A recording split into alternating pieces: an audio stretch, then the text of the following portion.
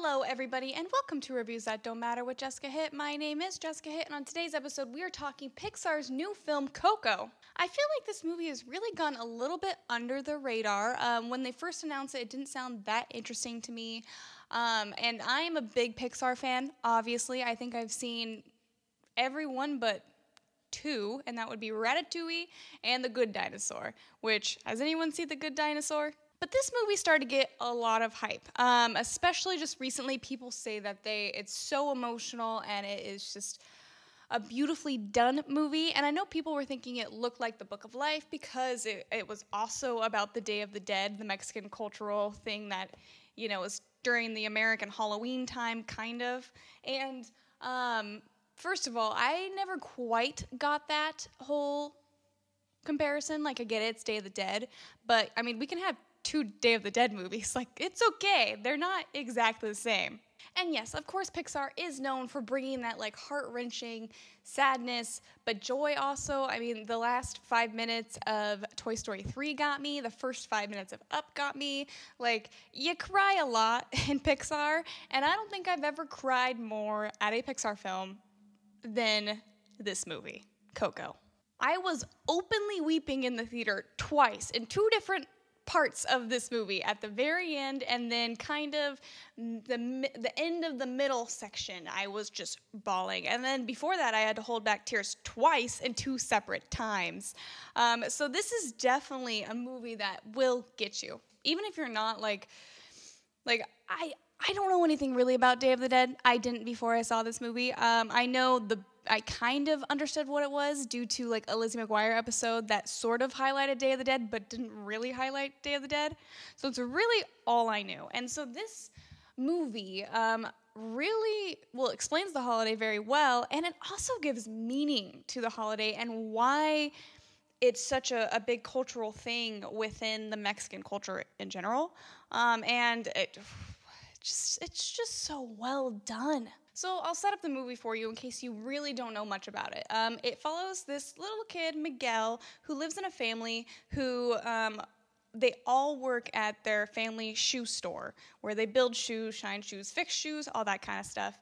But all he wants to do is play music, and his family has outlawed music because of his great-great-grandpa left his family to pursue music, and so since then, it's been no music in their entire family. Like, it's against the rules, and all he wants to do is play music. His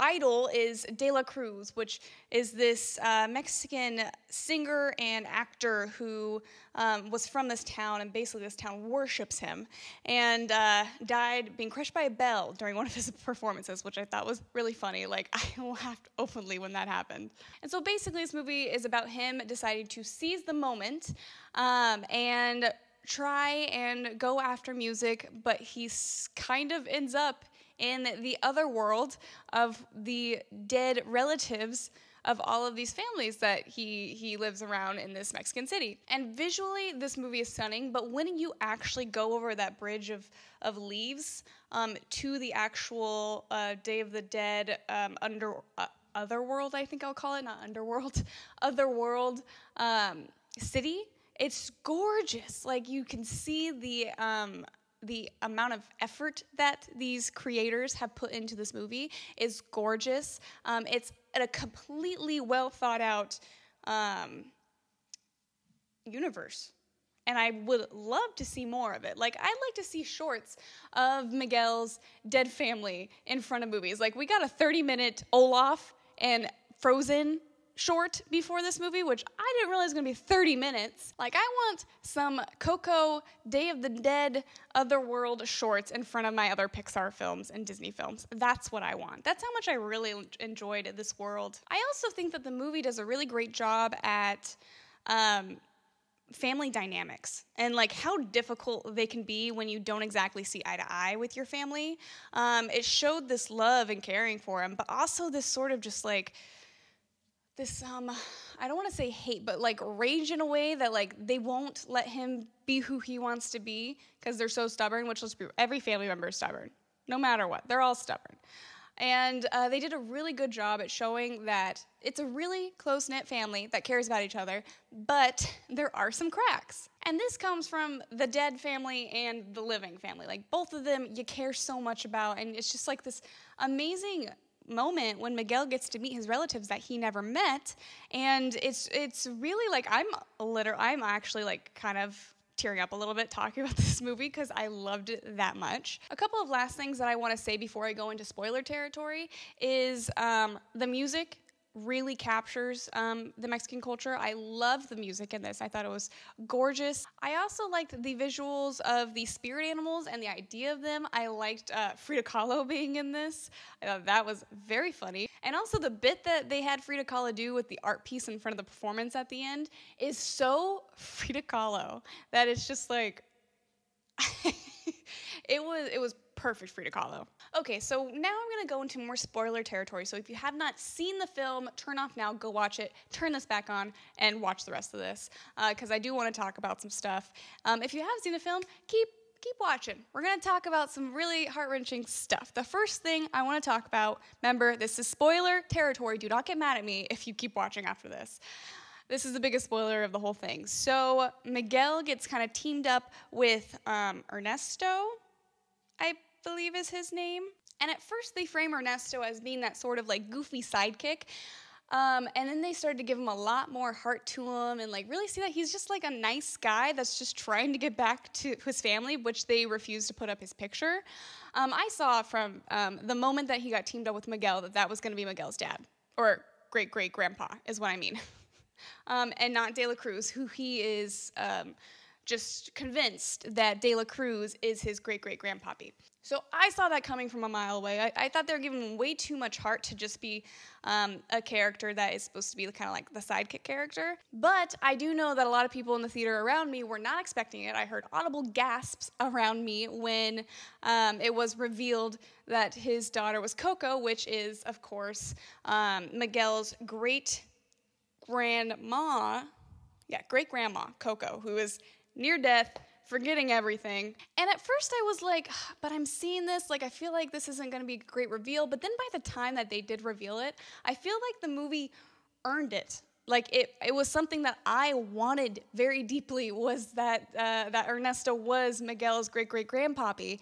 And this is after you find out that De La Cruz murdered him, poisoned him, and stole all of his songs and had this great career because Ernesto had decided to leave being a musician, go back to his family because he missed him so much. And so they shatter this whole idea that the great-great-grandpappy that left his family is this bad man who didn't care about him. Like, he obviously cared about him. He made a bad decision and decided to come back, but was murdered before he got a chance. Like, when they actually, okay, that was one thing I did not see coming. Like, there were hints, of course. Ernesto kept saying that he knew De La Cruz, and then when they met, and you realize that they're partners, and then they had that scene of one of De La Cruz's movies, and he's poisoning his best friend in it, or his best friend is trying to poison him, and then I did not see it coming, and then when they showed that, I was like, it clicked in my head, along with everybody else in the theater, and everyone was just like, oh my God, De La Cruz murdered Ernesto. Like, he didn't choke on chorizo, he was poisoned, and like, the fact that Pixar did that in a film, and they've gone dark before for sure, but never so explicitly like murderous, I feel like. And yeah, you have the bad guy in Up that tried to kill the grandpa and the kid and the bird. And then you have, of course, Sid, who terrorizes toys. And you had a Lotso-loving bear from Toy Story 3 that was basically the governor from The Walking Dead. So we've seen, like, bad guys, like, real bad guys. But, like, a murderer? Like, okay, and he actually murdered him. Like, we're seeing the consequences of what murdering does in the afterlife.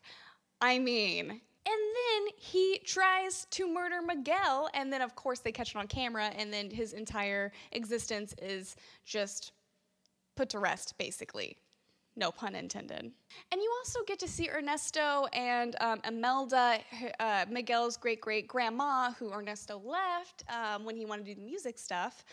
You see them kind of fall back in love, and it's just so sweet. I love this movie, you guys. I really do. Like, I would own this movie. It's easily in my top 5 Pixar. It, I believe, is in my top 3. It might even be number 2 for me.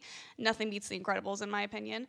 But Coco hits it out of the park. And I think what Disney and Pixar did not quite pick up on, because I feel like they didn't really market it as much as like a lot of their stuff gets marketed. Like Cars 3 was marketed way more than this movie, in my opinion.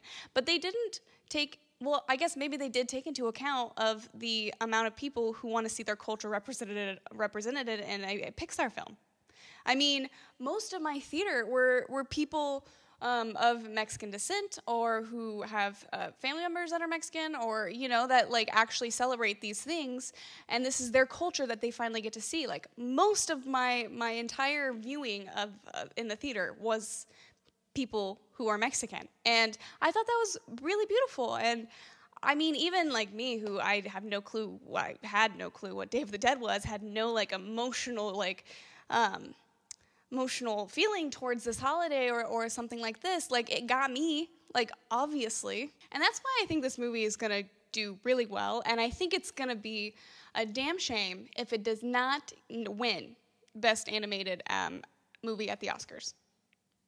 I mean, I don't even need to see any of the other films. I haven't felt this attached and this like heartbroken about a movie in a long time. And I love Moana, I loved Kubo and the Two Strings, I love Zootopia from last year, but this movie just blows everything out of the park. It really does. I would recommend this to literally everybody. There's nobody I would not recommend this to. Also, I saw this movie at 10 o'clock at night on a Tuesday, and the theater was filled. It was completely packed. So, you know, okay, everybody, I hope you liked this review. If you did, give it a thumbs up. Comment down below what your thoughts on Coco. Please don't do any spoilers in case people are reading this and they did not watch the second half of this video. And don't forget to subscribe. I make videos Monday through Friday most of the time. Usually it's Monday through Thursday. I miss Friday, but I'm trying, okay? It's just I work a lot. Oh, God, stop. Anyway, I will see you guys tomorrow. Goodbye.